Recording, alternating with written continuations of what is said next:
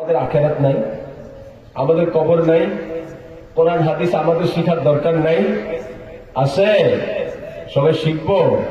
পরিপূর্ণ একটা জীবন ব্যবস্থাপনা আমাদেরকে শিখতে হবে, পরিপূর্ণ জীবন ব্যবস্থাপনা। সে নারী হোক, পুরুষ হোক, সে জোয়ান হোক, বৃদ্ধ হোক, ধনী হোক, গরিব হোক, শহরের হোক, গ্রামের হোক, উচ্চ বংশের হোক, নিম্ন বংশের হোক, যেটাই তার জন্ম হোক না কেন, যেখানেই তার পরিচয় হোক না কেন, আসল পরিচয় সে আল্লাহ তাআলার গোলাম। আসল পরিচয় কি বলেন? আল্লাহর গোলাম। কোন পার্থক্য আছে? সাদাও গোলাম, কালাও গোলাম, মালদারও গোলাম আর গরিবও গোলাম।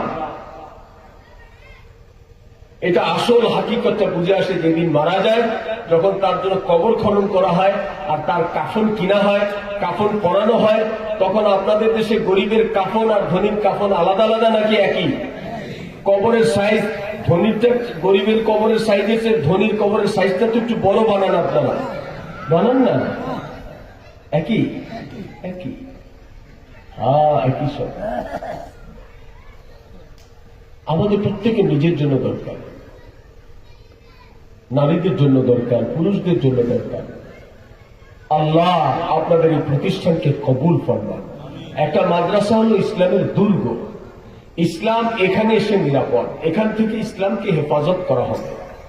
সুতরাং এটা হেফাজত করা, এখান থেকে ফায়দা নেওয়া আমাদের সকলের কর্তব্য, আমাদের সকলের কর্তব্য। আমি আমার মূল বক্তব্যে যাব, তার আগে আমি কিছু